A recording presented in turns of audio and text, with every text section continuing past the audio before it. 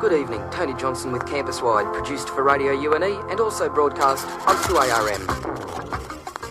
Tonight, we look at some of the views and criticisms put forward by Tony Abbott, President of Sydney University SRC. As President of the SRC, he should have the interest of students at heart and be involved in students' welfare and position. I think you should find his comments of interest. Your political views are obviously contrary to those held by the larger part of the organisation you represent, although of course you are democratically elected. Also, I've noticed around this campus a fair amount of graffiti directed against you, often in a fairly obscene manner. It must be difficult to be president in such an atmosphere. Did you realise this before you were nominated? Well, I've always known, or I soon found out anyway, that student politics was a rather unpleasant environment at a campus like Sydney University, and I think at Sydney it would probably be quite a bit different from what it's like at UNE actually, because at Sydney University one tends to get the type of person who is terribly thrusting and ambitious and who would like to really make a big splash in the world in public life, as it were. They tend to go to a university like Sydney rather than a country campus like UNE.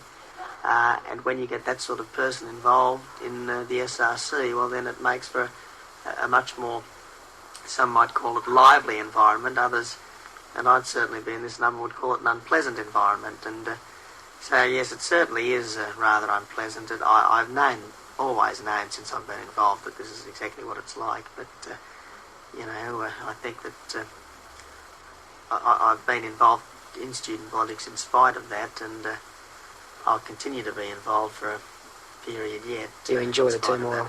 Well, yeah, I guess I've got to admit it. Basically, the cut and thrust of student politics in a place like this, I do find stimulating. Yeah. Certainly, it's also off-putting at times, but I guess when taken in sum, I would have to admit it. But I do enjoy it, basically.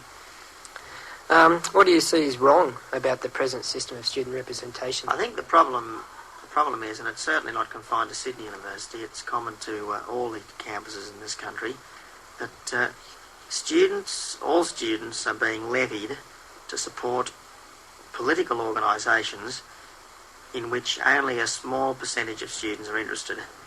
Now, it's obvious from the turnout in campus elections that most students couldn't give a damn, basically, about their SRC, and they don't think that the SRC is at all relevant to their daily lives.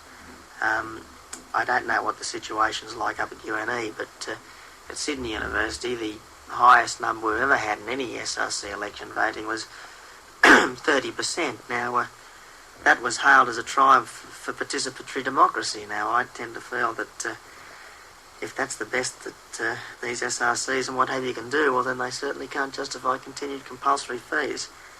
And if I could at this point make one distinction between student organisations and trade unions, I'd rather not express any opinion here and now about compulsory trade unionism.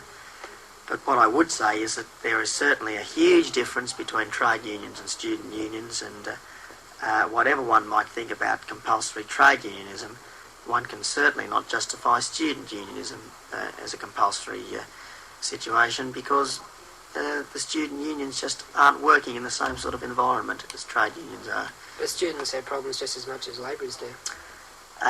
They have problems, but they're problems of a fundamentally different nature and order. You see, what's happening in the economic environment, in the marketplace, you have workers and employers involved in what amounts to a struggle for economic survival. But if you look, at the other hand, at students and administrations, there is no clash of economic interests between the students and the people who run the universities. And I think this is the fundamental difference between the two situations, and I think that eliminates the need for a compulsorily funded student political organisation. Shouldn't the student organisation be directed against the people, such as the government, who are not giving them enough money to survive? I do not think that students are being victimised by the government. I don't think the government has any real interest in victimising students in anything like the same way that employers might have an interest in putting the knife into employees. So I don't think that the mere fact that the government might do something against students justifies compulsory student unionism, because it's just not. Let's face it, students have just as much say in the government as any other group in the community through their vote. You claim that there's room in the education system for further cuts. Well, how do you explain this? Well, you up at UNE probably would not suffer from this problem, being, I think, an agriculturally oriented university. Certainly you used to be. I think you probably still are. But at Sydney University, we've always had a penchant for getting involved in esoterica and what one might say trivial extravagance, and particularly in the arts and economics faculties, there's an awful lot of courses here which can only be described as so much nonsense. For instance, the general philosophy course, aesthetics course, is devoted entirely to a study of punk rock. However enjoyable that might be, it doesn't really seem a suitable subject for a course leading to a Bachelor of Arts degree. In the government department, for instance, you have extensive courses on things like feminism and the political exploitation of women and what have you, and quite frankly I think that these courses are attempts, not only are they trivial, but they are attempts by unscrupulous academics to impose simplistic ideological solutions upon students, as it were, to make students the cannon fodder for their own private versions of the revolution. And I think that if there were further cuts to the education budget, well then we would certainly see the universities cracking down on that sort of course. The fact that they can offer that sort of course at the moment is, to me, proof that there is room for further cuts. You also suggest cutting out political economy. That's right. Do you see courses such as political economy and punk rock and general philosophy as basically being Marxist orientated? Well, I don't know about the punk rock. Perhaps that's ideologically neutral, who knows? But certainly political economy and general philosophy are thinly disguised attempts by, as I said, unscrupulous people to impose a very simplistic and, in fact, I believe, quite wrong ideological solution on students. Are minority sectors within the university, such as feminists and homosexuals and ethnic groups, being poorly represented? Well, again, it's I'm very wary, and as I said, I find it a little alarming that Within the people university? today tend to think of themselves not so much as members of the community, but as women, blacks, migrants, homosexuals, or whatever. Similarly, people on campus don't seem to think of themselves as students, but they very often seem to think of themselves, as you said, as women, homosexuals, and what have you. Now, it seems to me that if there is adequate representation for students as a whole, well then there will, as it were, be adequate representation for all these other groups. Do you feel that those who do not have the means should receive financial aid?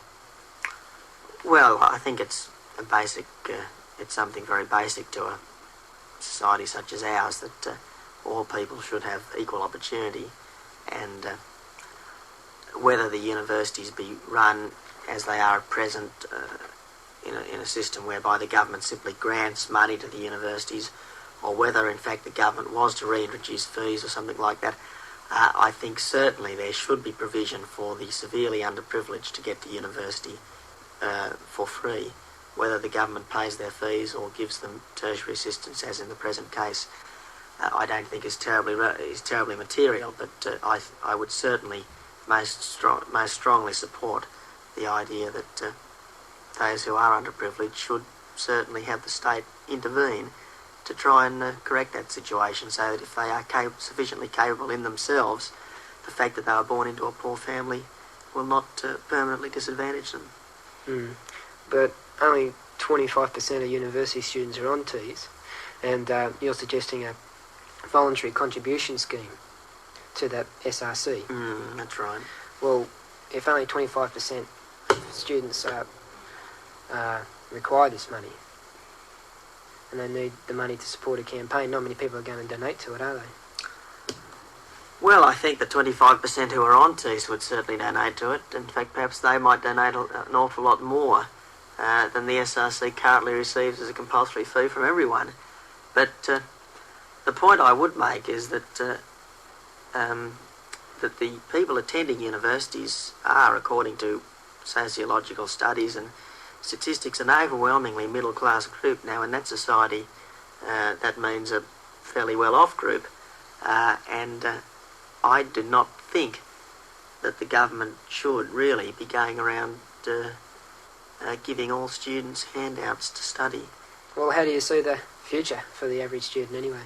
I would like to see the universities brought back to a situation where they cherished excellence and learning, and where they actually inculcated into students a real sense, a real love, as it were, of truth and learning and what have you.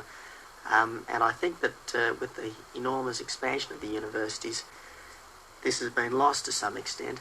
I'd also like to see a situation where all students were assured of jobs when they left university. Now, I don't think one can say, well, society must change to suit the universities.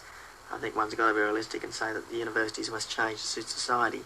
So not only would I like to see the universities revert back to this quest and hunger for excellence and learning, but I would also like to see the numbers at university reduced and the courses made perhaps more attractive to employers, so that everyone will have a job when they leave. I would like to see the universities prepare students more than they are at the moment to take a role in changing our society, not into some Marxist utopia, because I don't think that can exist, but into a society which is based on a genuinely Christian principle, and into a society where every man is free to develop, every man and woman, I suppose I should add, is free to develop his or her unique talents in the way they best see fit as individuals. How do you see the role of women in society in particular?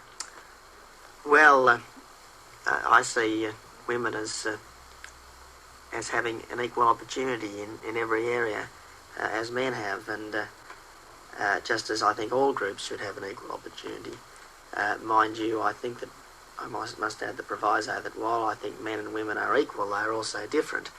And I think that it's inevitable, and I don't think it's a bad thing at all, that we will always have, say, more women doing things like physiotherapy, and an enormous number of women simply doing housework, and probably more men doing things like digging ditches and that style of thing. Tony Abbott, President of Sydney University SRC, speaking with Stephen Horrocks.